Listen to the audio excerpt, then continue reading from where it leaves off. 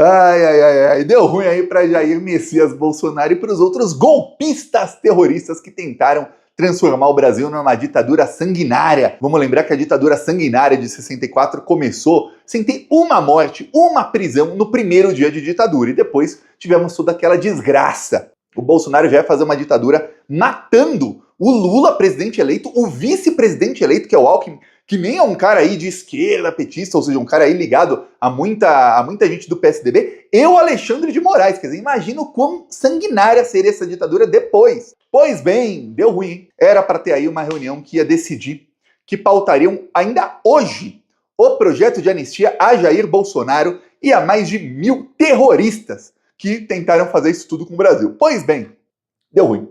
Acontece que o Papa Francisco, mesmo depois da morte, o Papa Francisco continua sendo genial e continua sendo uma pedra no sapato aí da extrema-direita. O que fez o Papa?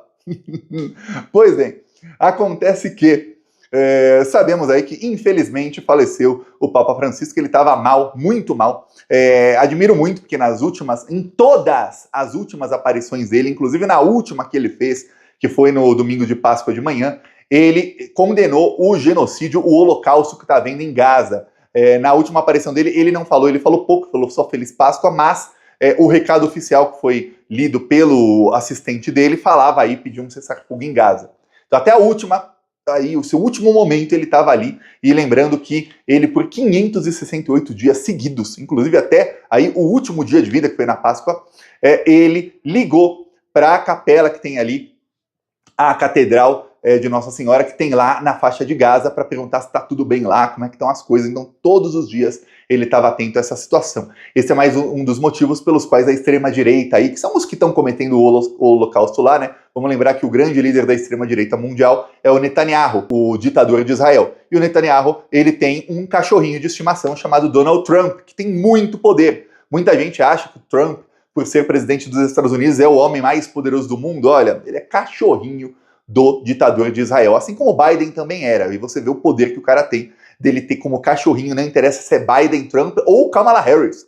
Os três eram cachorrinhos, comiam na mão dele, ele falava, dá a pata, dava uma pata, ó, rola, rola, late, eles latem. É isso. Pois bem, e aí o Bolsonaro pensou, vamos aprovar a anistia nessa semana, aí eu vou partir aí para pressão para cima do Alexandre de Moraes, agora vai. E aí chega o Papa Francisco nos seus últimos suspiros e fala nananina não. Por quê? Porque coincidentemente, depois da morte do Papa, o que acontece? Acontece que o projeto do Bolsonaro foi pro beleléu. Por quê? Porque teria uma reunião ontem de líderes partidários para pautar isso hoje. Aí a reunião não aconteceu. O funeral do Papa demora alguns dias, né? Porque todos os líderes mundiais vão lá. E aí, não todos, mas a grande maioria vai lá. E aí, mais de uma semana aí de atraso para o Bolsonaro. O Lula já confirmou que vai. E o Lula quer levar uma comitiva, porque no começo de maio o Lula está indo também para a Rússia e para a China. Ele vai para uma reunião com o Putin e com o Xi Jinping, vai ser a reunião da cúpula do BRICS ali praticamente.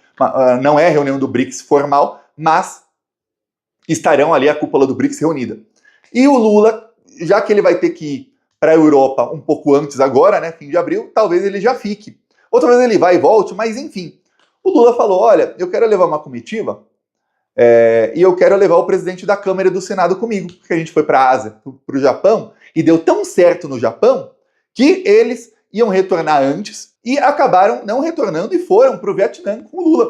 E deu tão certo no Vietnã que até o líder do Vietnã, o primeiro-ministro de lá, falou, olha, eu fechei muito mais negócios com o Brasil porque eu vi que o Brasil respeita a gente, a ponto de levarem os chefes aí do Poder Executivo e do Legislativo, o presidente da República, da Câmara e do Senado. E para quem não sabe, o presidente do Senado é também presidente do Congresso Nacional. Ou seja, pô, tá todo mundo ali. E estavam os dois ex-presidentes também, que saíram do mandato aí no dia 1º de fevereiro, que era o Arthur Lira e o Rodrigo Pacheco.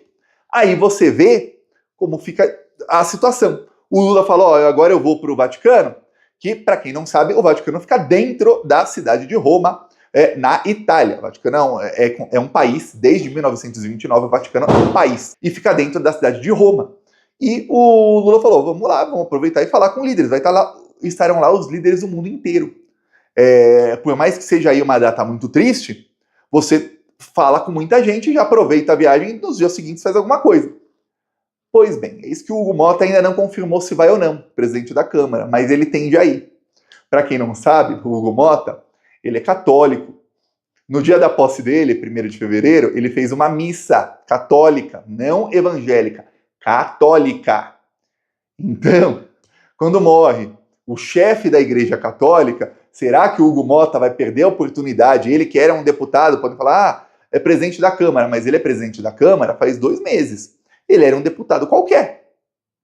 E agora ele pode ir com o presidente da República do Brasil, que é um dos países mais influentes do mundo, um dos líderes do BRICS, que é o bloco aí que está batendo forte nos Estados Unidos e ganhando a guerra comercial com os Estados Unidos. Ele não vai aproveitar essa oportunidade? Difícil, hein? Só que acontece uma coisa. Se o Hugo Motta vai no funeral do Papa Francisco, a discussão do projeto de anistia, 2 semanas. 2 semanas de atraso. Vai ter 2 semanas de atraso. Por que, Thiago? Você deve estar se perguntando. Vai atrasar em 2 semanas o projeto aí de anistia se o Hugo Motta for ao enterro do Papa. O enterro não dura 2 semanas. Não dura 2 semanas não. Dura mais ou menos uma. Um pouco menos. Só que acontece que na semana que vem tem feriadão de novo. Que é numa quinta, dia 1º de maio. E para muitos brasileiros que estão me assistindo, infelizmente não é feriadão. Para mim também não é.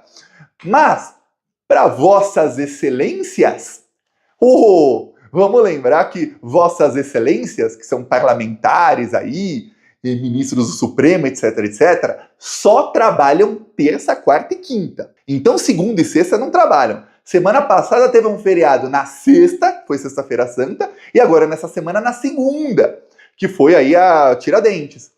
Aí fizeram o quê? Para não... imagina, vários brasileiros sendo folga, já era dia de folga deles, e eles não poderam aproveitar uma folga extra, então eles pegaram esses 2 feriados e transferiram para a semana anterior, e aí na semana passada não trabalharam dia nenhum. Ó que coisa. Emendaram já o feriadão.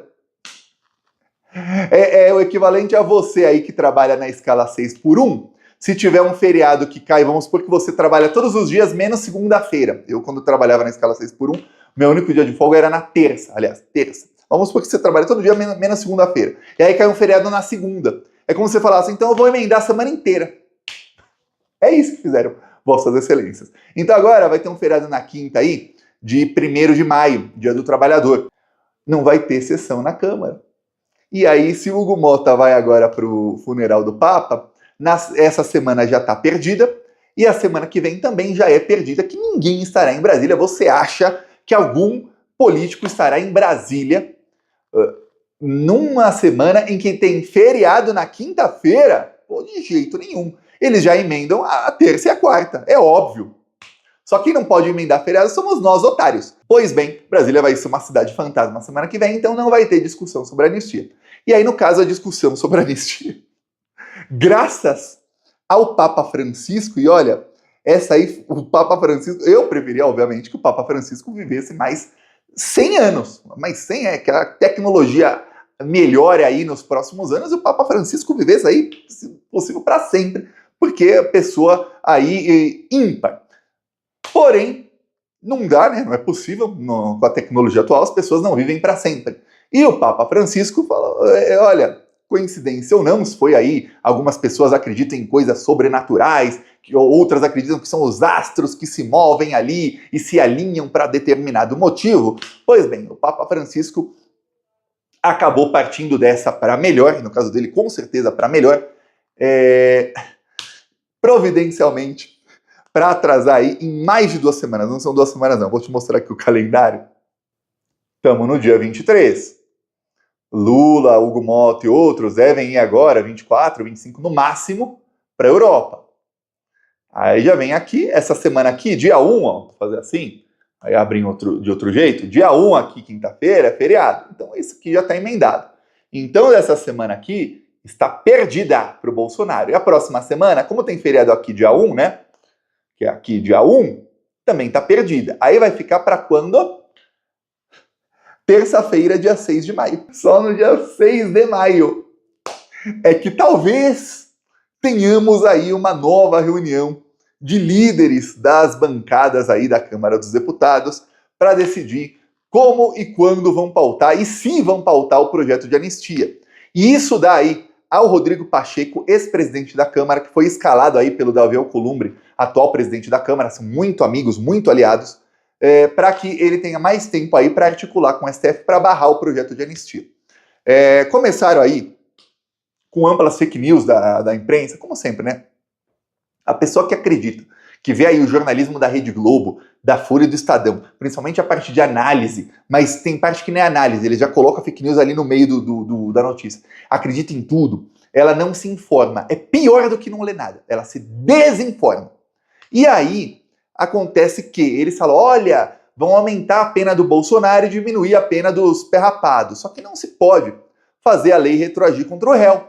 Então não dá para aumentar a pena do Bolsonaro, mas falam ali que tem uma brecha ali que foi criada na Lava Jato e que, olha, isso pode ser usado para mesmo assim aumentar a pena e a lei vai sim retroagir contra o réu porque é um caso diferente e tudo mais. Olha, quem acredita nisso está acreditando na Globo.